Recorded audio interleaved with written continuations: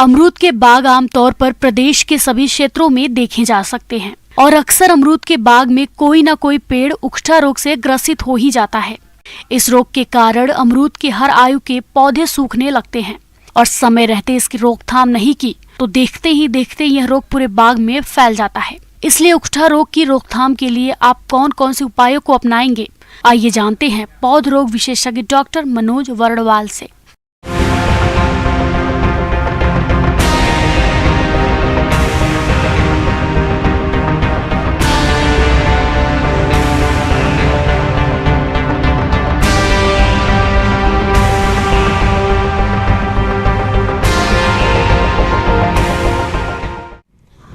किसान बंधु, खास करके हम लोग जब फल की बात करते हैं तो अमरूद भी एक प्रमुख फसल है जिसमें खास करके मुरझाने वाली बीमारी बहुत ज़्यादा देखने को मिलता है। इस समय देखा जाता है जो पौधा पुराना हो जाता है, खास करके वो 10 साल का या कह सकते हैं उससे ज़्यादा, उसमें इस रोग का लक्षण बहुत ज़्यादा आता है। तो ये रोग वास्तव में एक फफूंद के द्वारा होता है। अमरूद में उकठा रोग, जिसको हम लोग मुरझाने वाली बीमारी भी बोलते हैं या इसको मलानी रोग भी बोलते हैं। उकठा रोग फ्यूजेरियम फंगस से फैलता है। यह भोजन के साथ पेड़ की जड़ों के अंदर प्रवेश कर जाता है और भोजन नलियों को जाम कर देता है, जिससे पेड़ के ऊपरी भाग तक भोजन नहीं पहुंच पाता और पेड़ सूख जाता है। अमरूद के उत्पादन में यह सबसे बड़ी समस्या है। इसमें शाखाएं ऊपर से सूखनी शुरू हो जाती है और पूरी सूख जाती है। बाद में पूरा पौधा सूख जाता है। यह रोग वर्षा ऋतु में सबसे अधिक देखा जाता है। उकठा रोग उन क्षेत्रों में भी अधिक होता है जहां जल भराव की समस्या लंबे समय तक बनी रहती है। तो उकठा रोग का लक्षण अमरूद में खास करके उसके जो टिप पोर्शन होते हैं या कह सकते हैं कि जो पौधा का सबसे ऊपर का पोर्शन या ब्रांच के सबसे साइड वाला उसका ऊपर का पोर्शन, उसमें सबसे पहले दिखाई पड़ता है। होता है क्या, इस रोग के कारण से उसका टिप, कोई भी पौधा का जो सबसे टिप होता है टॉप वाला, वहाँ से वो सूखना शुरू होता है और वो जड़ की ओर धीरे धीरे बढ़ने लगता है। ऐसा देखा जाता है। कभी कभी तो पूरा पौधा एक साथ ही मुरझा जाता है और कभी कभी ऐसा भी देखने को मिलता है जब उसमें कोई एक शाखा निकली रहती है, उसी में सबसे पहले लक्षण दिखाई पड़ते हैं, फिर धीरे धीरे दूसरी शाखा में उसके लक्षण दिखाई पड़ते हैं, फिर बाद में चल करके पूरे पौधे पर लक्षण आते हैं। तो कभी कभी लक्षण पूरे पौधे पे एक साथ आते हैं, कभी कभी लक्षण उसके अमरूद के एक शाखा पे दिखाई पड़ता है, कभी कभी 2 शाखा पे भी दिखाई पड़ता है, जो आगे चल करके पूरे पौधे को मुरझा देता है। पौधों में रोग लगने पर इसका कोई निदान नहीं है, लेकिन ट्राइकोडर्मा विरिडी को गोबर की खाद के साथ मिलाकर खेतों और पेड़ों की जड़ों में प्रयोग करने से इसका प्रकोप कम किया जा सकता है।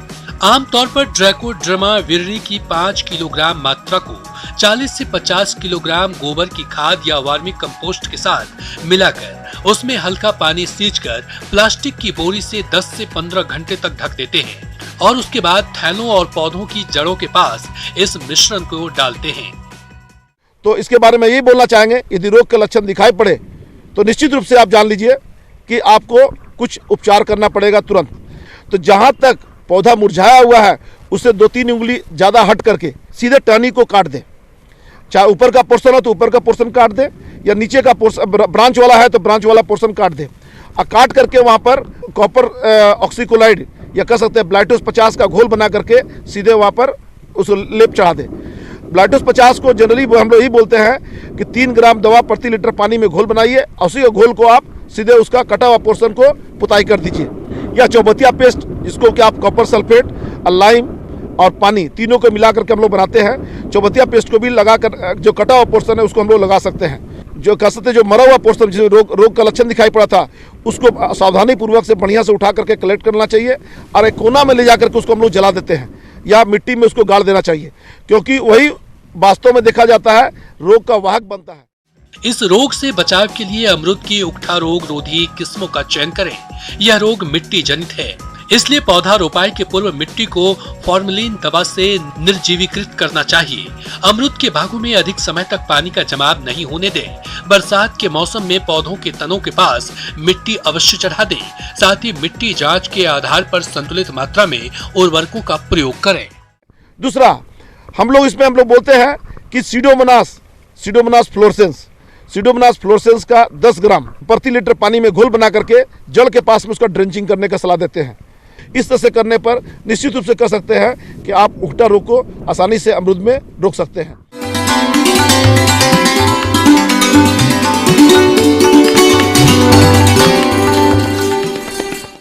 अन्नदाता हेल्पलाइन निःशुल्क फोन संपर्क सेवा के माध्यम से आपके द्वारा पूछे गए प्रश्नों में से एक या दो महत्वपूर्ण प्रश्न को हम अपने कार्यक्रम में शामिल करते हैं और इसी के तहत आज किसान का सवाल और उनका जवाब इस प्रकार से है।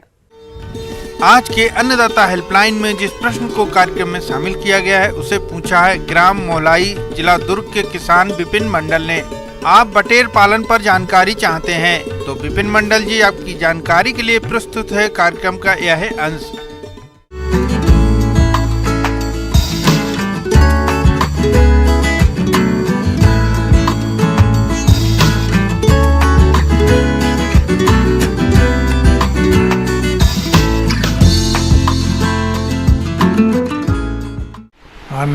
नमस्कार किसान भाइयों, आज हम बटेर पालन पर बात करेंगे। बटेर जैसा कि आपने नाम सुना ही होगा, ये आपके लिए नया नाम नहीं है। तो बटेर पालन एक ऐसा है कि आप इसका एक व्यवसाय कर सकते हैं। बटेर एक छोटा पक्षी है, मुर्गियों से कम समय में तैयार होता है और जो भी हमारे मुर्गी पालक हैं तो वो जिस प्रकार से मुर्गियों का रख रखाव करते हैं उससे बहुत ही मिलता जुलता आप बटेर पालन कर सकते हैं। दूसरी बात, इससे लाभ यह है कि इसमें बीमारियों का प्रकोप कम है। आप देखें मुर्गियों में आजकल हर वर्ष किसी तरह के, कभी बर्ड फ्लू तो कभी कोई इस तरह की बीमारी आ जाती है जिससे इसके मार्केट पर प्रभाव पड़ता है, बाज़ार व्यवस्था पर प्रभाव पड़ता है।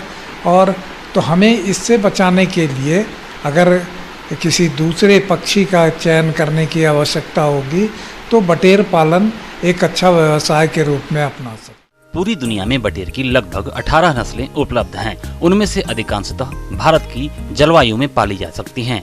इन नस्लों में से कुछ नस्लें बड़े स्तर पर मांस और अंडा उत्पादन के लिए प्रसिद्ध हैं। किसान अपनी सुविधा के अनुसार किसी भी नस्ल का चयन कर सकते हैं। बुल व्हाइट यह मांस उत्पादन के लिए अच्छी नस्ल मानी जाती है। यह अमेरिकी नस्ल की बटेर है। व्हाइट बेस्टेड यह भारतीय प्रजाति का ब्रायलर बटेर है जो मांस उत्पादन के लिए उपयुक्त है। अधिक अंडे देने वाली नस्लों में British range, English white, Manchurian golden फिरौन और टक्सेडो है। बटेर जैसा कि आप जानते हैं, भारतवर्ष के अंदर बटेर पालन का व्यवसाय के लिए हमारा पक्षी अनुसंधान केंद्र इज्जत नगर से इसकी शुरुआत की गई और ये धीरे धीरे पूरे भारतवर्ष में ये फैलने लगा। तो हमारा कहने का मतलब है कि बटेर के पालन के लिए अगर आपने मुर्गियों के लिए अगर घर रखा है तो इसमें तो जगह भी कम लगता है। बटेर चूँकि छोटा पक्षी है, जितने में आप एक मुर्गी को रखते हैं उतने में कम से कम 5 बटेर रखे जा सकते हैं। लेकिन इसमें सबसे बड़ी बात यह है कि चूजा का मंगाने का, तो चूजा तो हर बार आप चूजा इज्जत नगर से जाकर ला नहीं सकते हैं। तो वैसी स्थिति में आप इसका पेरेंट का स्टॉक का अंडा आप वहाँ से ले आए और अपने यहाँ एक छोटा हैचरी, आजकल तो अगर आप कम तादाद में रखना चाहते हैं तो उसके लिए छोटा हैचरी जो है वो रखिए, और अगर बड़े तादाद में करना चाहते हैं तो इसके बड़े हैचरी भी उपलब्ध हैं। तो उसे लेकर आप हैचिंग अगर अपने यहाँ कराते हैं तभी आपको बटेर पालन का सही लाभ मिल सके। दूसरी बात क्या है कि आप जैसे मुर्गियों का ब्रूडिंग करते हैं उसी प्रकार से इसका भी चूजे आने के बाद इसे भी ब्रूडिंग करने की ज़रूरत होगी। और ब्रूडिंग करने में आपको ये सावधानी रखनी पड़ेगी कि ये इसके बच्चे चूजे जो होते हैं वो सिर्फ 7 ग्राम के होते हैं, क्योंकि इसका अंडा का वज़न ही 10 ग्राम का होता है।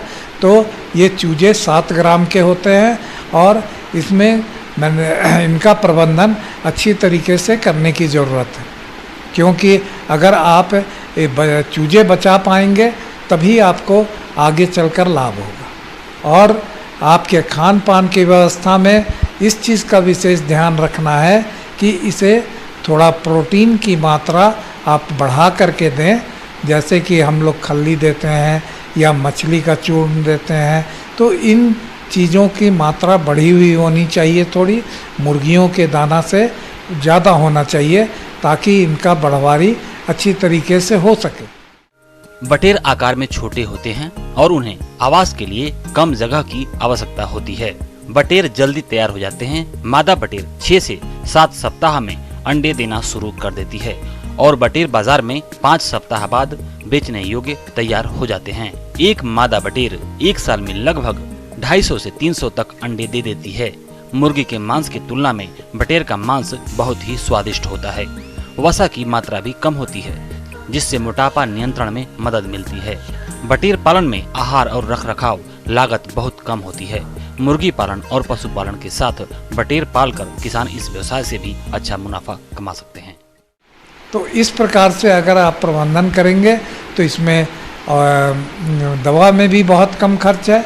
आप जो जनरल दवा देते हैं जैसे कि विटामिन हुआ या फिर पानी साफ करने की दवा देते हैं, ये अवश्य दीजिए, लेकिन अलग से आपको दवा देने की ज़रूरत नहीं होगी। और इसके बाज़ार में भी आपको बाज़ार में प्रबंधन में भी आपको किसी प्रकार की कोई दिक्कत नहीं है। तो मैं समझता हूँ कि आप बटेर पालन से जुड़ करके आप मुर्गियों से भी ज़्यादा अच्छे तरह से लाभ ले सकते हैं। किसान भाइयों, अन्नदाता आपकी सेवा के लिए संकल्परत है। कृषि संबंधित समस्या और सुझावों के लिए आप हमें इस पते पर संपर्क कर सकते हैं। प्रोड्यूसर अन्नदाता, news 18 Madhya Pradesh Chhattisgarh, Ramoji film city, Hyderabad 501512। साथ ही आप हमें ईमेल भी कर सकते हैं। हमारा ईमेल एड्रेस है p18annadatamp@nw18.com। इसके अतिरिक्त आप हमें निःशुल्क हेल्पलाइन नंबर 1800889216 पर सोमवार से शनिवार सुबह 10 बजे से शाम 4 बजे के बीच संपर्क भी कर सकते हैं। किसान भाइयों, अब समय हो रहा है आपसे विदा लेने का, तो हमारी अन्नदाता टीम को दीजिए इजाजत। कल फिर से होगी आपसे मुलाकात कृषि संबंधित कुछ और महत्वपूर्ण जानकारियों के साथ। नमस्कार।